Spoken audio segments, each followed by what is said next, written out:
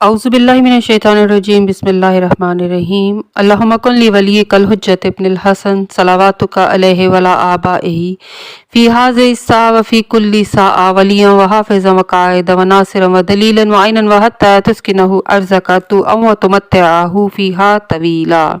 अस्सलामु अलैकुम सामीन, हमारे चैनल ज़िक्र उला में खुशामदीद। मैं आज आपके सामने इल्लामा लाजपाल हुसैन की तसनीफ़ इमामुल मुंतज़र से इक़्तिबास पेश कर रही हूँ, जिसका बुनियादी मकसद आपकी खिदमत में ऐसा इल्म बयान करना है जिससे लोगों में ऐसा शऊर बेदार हो कि जिससे शयातीन की चालों, हरबों और गुमराह कुन ख़यालात से बचा जाए। अगर आप इस किताब का मुकम्मल मुताला करना चाहें तो इस किताब की PDF को हमारी वेबसाइट www.idarakhatamulauliya.com से फ्री इंस्टॉल कर सकते हैं।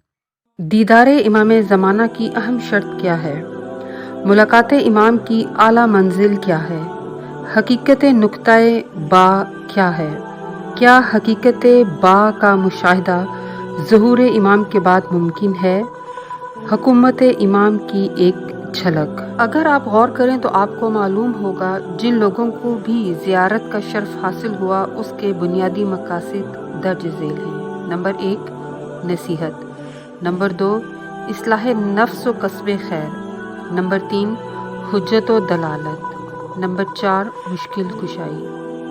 आप देखिए रसूल करीम सल्लल्लाहु अलैहि वसल्लम एक तवील अरसा कुफ़ार में रहे मगर ईमान लाने वाले कलील थे, कुफर पर कायम रहने वाले कसरत में थे।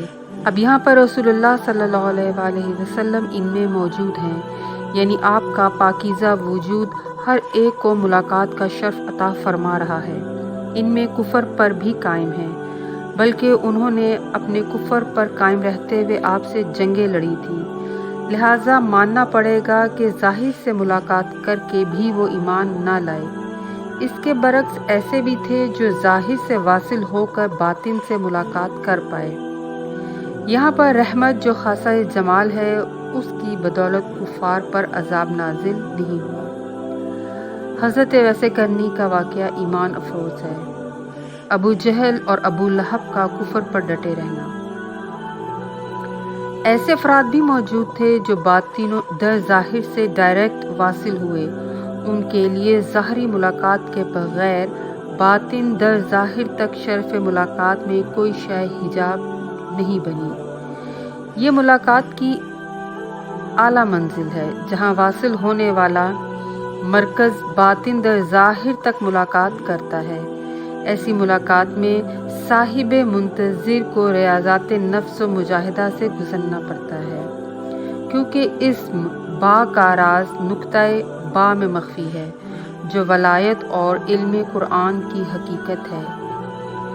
ये नुक्ता ही मरकज़ बातिन दर ज़ाहिर का असल ख़ज़ाना नूर है। हकीकत नुक्ता लम्से नूरानिया होता है जो साहिब इंतज़ार को उसके मर्तबाए रूही की असले आला का राज अता फरमाता है। दोस्तों, ये नुक्ता महजूब है। जब से कायनात बनी है इसके असरार मख्फी हैं, जहाँ सिवाय साहिबान मुखलिसीन के दूसरों की रसाई महाल ही रही है। लिहाजा इमाम ज़माना अलैहिस्सलाम की मुलाकात ही दर हकीकत हुकूमत इलाहिया का खुला इजहार है जो मातहत नुक्ताए बा है। अहले अर्ज़ का आसमानों में जाने का राज इस नुक्ते में छुपा हुआ ख़जाना है जिसका मुशाहिदा अभी तक नहीं हुआ है। इब्राहीम ने मलकूत अर्ज़ो समा का जो मुशाहिदा किया था वो मलकूत अर्ज़ो समा इसी बा की कुव्वत के मातहत है। बा का ज़हूर अव्वल खाना काबा में हुआ मगर राज हाय बा महजूब रहे, यानी इसकी हकीकत को तसरुफ़ात आलमीन पर ज़ाहरी एतबार से अरूज हासिल नहीं हुआ। अव्वल ज़हूर बा महजूबिया है। बाद अज़ विसाले रसूलुल्लाह दावा सलूनी किया और खासीन व मुखलिसीन ही मुशाहिदा नूर हक से मुशर्रफ हुए हैं, लेकिन अब आखिरी ज़माने में इस बा की हकीकत असलिया का मुशाहिदा कुल अहले आसमान व ज़मीन को करवाना मकसूद है। सैयद अली बिन अब्दुल हमीद ने अपनी किताबुल अनवार अल मुग़ीबा में अपनी असनाद से सैयद हिबतुल्लाह रावंदी से और उन्होंने इसको मूसा बिन जाफ़र की तरफ मरफू करते हुए अल्लाह के इस कौल وَأَسْبَغَ عَلَيْكُمْ نِعْمَتَ ظاہر و باطنہ کے بارے میں روایت کی ہے۔ امام غائب کا وجود لوگوں کی آنکھوں سے غائب رہے گا، زمین کے خزانے ان کے لیے ظاہر ہو جائیں گے اور ہر بعید ان سے قریب ہو جائے گا۔ حذیفہ نے رسول پاک صلی اللہ علیہ وآلہ وسلم سے امام زمانہ علیہ السلام کے قصے اور ان کے ظہور کے بارے میں روایت کی ہے کہ فرمایا، پھر وہ شام کی طرف روانہ ہوں گے اور جبریل ان کے آگے آگے اور میکائیل پیچھے پیچھے ہوں گے۔ ان سے زمین و آسمان والے پرندے، جنگلی جانور اور دریاؤں میں مچھلیاں خوش ہوں گی، اور ان کی حکومت کے زمانے میں پانی کی بہتات ہوگی، نہریں پھیل جائیں گی اور زمین اپنی پیداوار کو دگنا کر دے گی، خزانے اگل دے گی۔ اس حدیث کو امام ابو عمر عثمان بن سعید نے اپنی سنن میں نقل کیا ہے۔ اللہ تعالیٰ سورہ سجدہ کی آیت 10 میں فرماتا ہے، اور کہنے لگے جب ہم زمین میں گم ہو جائیں گے تو پھر کیا نئے سرے سے پیدا ہوں گے؟ ایسا نہیں، بلکہ وہ اپنے اللہ کی ملاقات سے منکر ہیں۔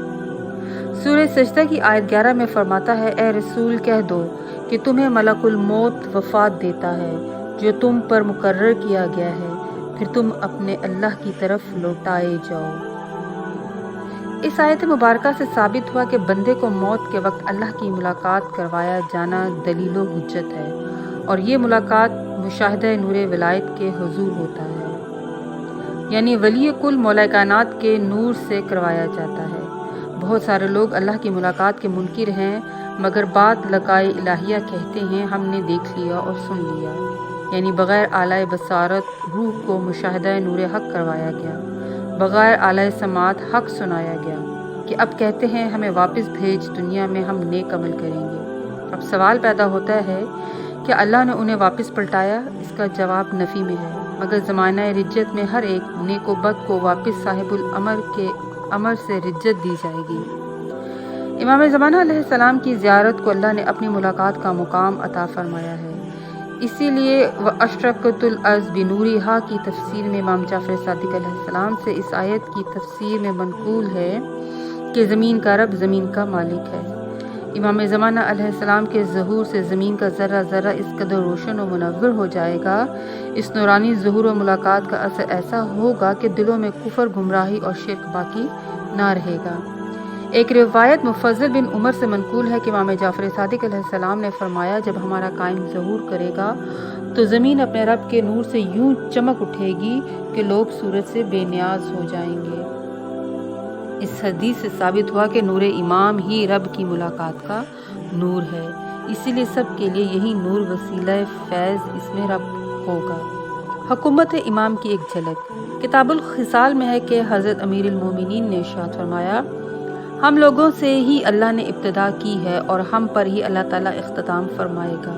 اللہ تعالیٰ ہمارے ذریعے سے ہی جو چاہتا ہے محو فرماتا ہے، اور ہمارے ہی واسطے سے اللہ باقی رکھتا ہے۔ اللہ تعالیٰ ہم لوگوں کے واسطے سے قحط سالی دور کر دیتا ہے، اور ہمارے واسطے سے ہی اللہ تعالیٰ پانی برساتا ہے۔ دیکھو فریب میں مبتلا نہ رہو، جب سے اللہ نے روک دیا ہے آسمان نے قطرہ پانی نہیں برسایا۔ ہاں مگر ہمارا قائم جب قیام کرے گا تو آسمان پانی بھی برسائے گا اور زمین اپنے پودے بھی اگائے گی، بندوں کے دلوں سے کینہ و دشمنی بھی دور ہوگی، درندوں اور چوپایوں میں صلح و آشتی بھی پیدا ہو جائے گی، اور ایسا امن و امان کا دور ہوگا، ایسی سرسبزی و شادابی کا عہد ہوگا کہ اگر کوئی عورت اپنی ٹوکری سر پر رکھے ہوئے عراق سے شام کی طرف روانہ ہو تو اس کے قدموں کے نیچے سبزہ ہی سبزہ ہوگا، اور وہ بے خوف چلی جائے گی، کوئی درندہ بھی اس کو نہ ستائے گا۔